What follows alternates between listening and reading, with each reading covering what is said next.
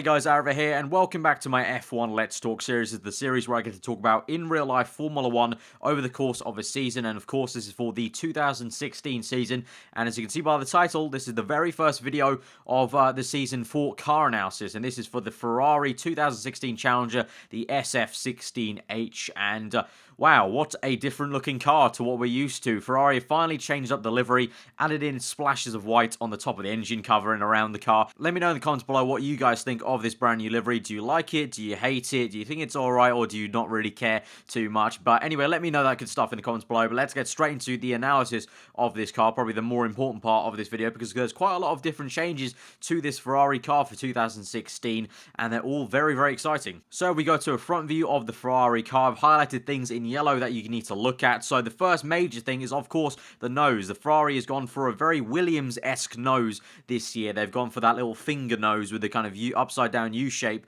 on the main part of the actual nose cone. Obviously, very contrasting to the nose they went with last year, which is very long and kind of wide. And so to me, obviously, over the winter, it kind of says that they kind of realized maybe that long kind of wide nose was probably hindering them more than it was helping them. And, you know, even the McLaren, who went with the same similar style nose last year, then reverted to a sort of finger nose like this halfway through the season, whereas Ferrari kind of just stuck to their guns and kept the long nose right till the end of the season. So it looks like finally they've agreed on the fact that it wasn't probably the best way to go. So they've gone with the shorter nose, which allows airflow underneath the car. As you can see right through those two channels where the kind of finger makes a little dent in the actual U shape. You can see two little channels. Air's going to go through there. It's going to go towards the underneath of the car, and it's going to move the air all the way around to the back of the rear. The second thing to note, and this is pretty major for Ferrari, is that they finally moved to a push rod suspension, something they haven't done for 5 years now. They've been using the pull rod suspension, but now they finally moved to the push rod. And it's sort of the convention in Formula 1. Correct me if I'm wrong, but I think pretty much now every single team uses push rod suspension.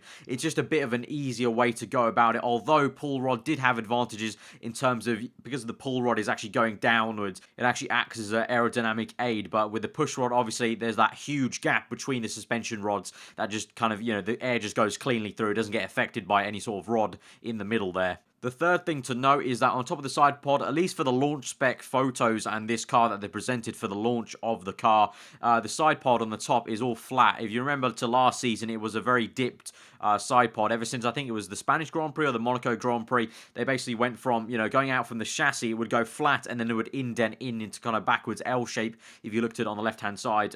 So they've gone for a flat one. I'm pretty sure, I think that's probably just going to be a launch spec thing, because I think that worked quite well for them last season. They had it throughout the entire season, that sort of stepped down side pod shape. So unless it's due to cooling, they need the side pod to be that flat to allow space for the actual radiators to fit into the actual side pods, then I'm going to guess they maybe will revert back to that kind of step side pod, because it did work for them quite well. You know, they kept it the entire season, but I may be wrong. They could just be purely for cooling, because if we move on to the overhead shots a little bit later, you'll see why the whole cooling aspect may be quite important, because they've really slimmed down the back of this car. And the final thing to note is, again, with the front wing is pretty much the same as it ended in Abu Dhabi, from what I can tell. If you look at the comparison photos right now, it pretty much looks like the exact same front wing as they finished off in Abu Dhabi. Obviously, they may obviously develop onto it on preseason testing, and then by the time we get to Melbourne, it might be different. But as usual, with pretty much a lot of the teams now, a trend this season is going to be this kind of swooping tunnel of cascades going going outwards towards the car to keep the air washing out on the sides of the tyres, around the tyres, to kind of neaten up the airflow. So speaking of that rear end, we move on to an overhead shot of this Ferrari car, and straight away you can see, look how damn slim this Ferrari car is at the back. It's a lot like the McLaren of last year, that kind of size zero package as McLaren kind of called it.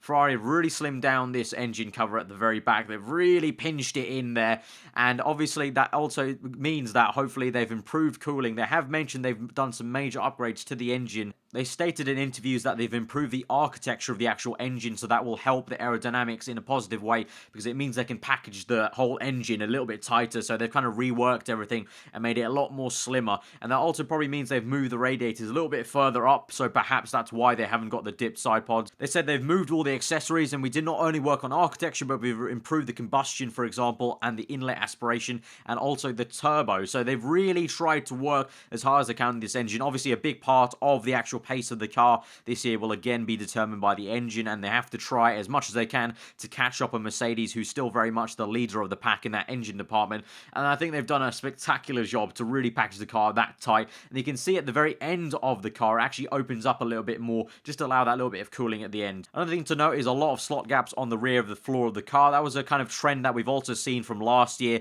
We saw McLaren taking it to the extreme. I think Ferrari is the first one to bring in a few slot gaps on the end of the floor there, and then McLaren took it to an extreme of doing about 7 or 8. It looks like Ferrari have now gone down that path of having 8 slot gaps or even 9 there, right at the edge of the floor towards the tyre. That's going to help clean up airflow. And finally, obviously, just a little illustration at the other end of the car of the actual nose. You can see the very much finger kind of nose, the little stub, very much like the Williams car, the kind of the upside down U shape and the little stub. And then again, you can see the kind of general shape of the front wing having a really arched curve out towards that outside of the tyre to kind of neaten up airflow and push the air around outside the car.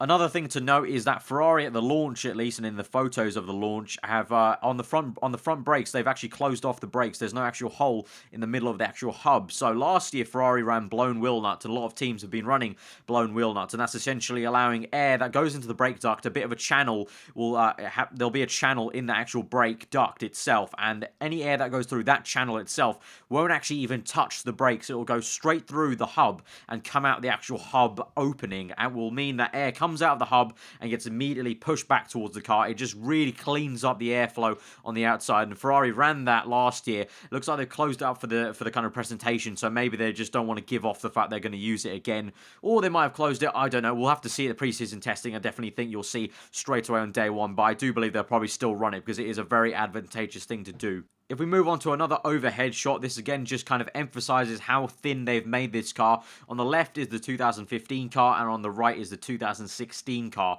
And you can see just how slimmed down this entire engine cover and this entire rear end is. Really, really pinched in. And you can also see the distances on the green lines of the actual side pod itself. They've made them a lot narrower. The actual gap that it comes through between those two lines is a lot narrower, and they've really done a great job. And again, you can see the dramatic change and actually slot gap on the rear floor compared to that just one little node on the actual 2015 car. Moving now to the overview picture of the car, I've circled the barge boards. They've carried forward the slot gaps in the middle of the barge board that help cut drag. You can see I've circled all the way on the exhaust there. I've circled that and actually pulled it to a little bit of a simple diagram. Basically, you can see there, if you can just about picture on the actual picture itself, there's a little second tube underneath that main exhaust, and I've actually done a little diagram of what it actually looks like. It's a Mickey Mouse style exhaust, and this is actually the extra wastegate exhaust they're allowed this year. The wastegates that are apparently meant to make the engine sound a little bit louder, but that's to be debated. But basically, this allows a bit of a wastegate channel to come through, so they split off where the exhaust kind of pushes out the air.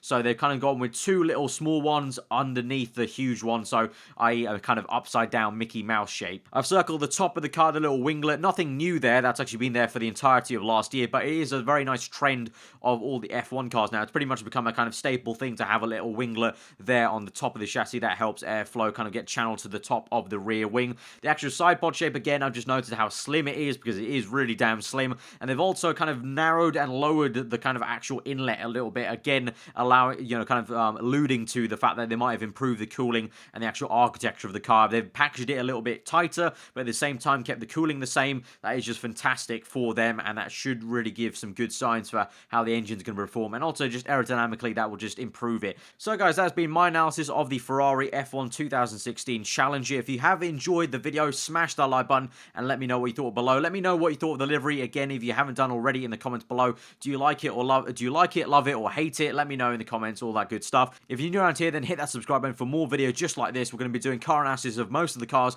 on the Formula 1 grid. We've got McLaren coming up on Sunday. We've got Mercedes, Red Bull, Force India, Toro. So all the cars kind of launching over the weekend. So I will be bringing videos of most of the teams. So stay tuned for that and get subscribed for that. And also, as I said, this is a year-long series. There's going to be videos every single race weekend, analysing new aerodynamic parts and just generally talking about the race weekend. And you guys can get involved in the comments. It's always a great place to get involved in the comments below. It's like a little F1 forum basically for you guys. So let me know what you thought of this launch. Obviously, the Williams launched earlier today. I'm not going to be doing a video on that because the Williams actually hasn't changed too much. There are quite a few little nice subtle differences in the Williams, but as a whole, I don't think there's any point doing a video on it just yet, because Williams have said they're going to be changing the front end of their car quite a bit before Melbourne, so I think it'll be more worth doing it later on. So guys, again, if you've enjoyed that video, hit that like button. I'll see you guys next time. Hope you enjoy the rest of the day. I'll see you guys next time. Goodbye.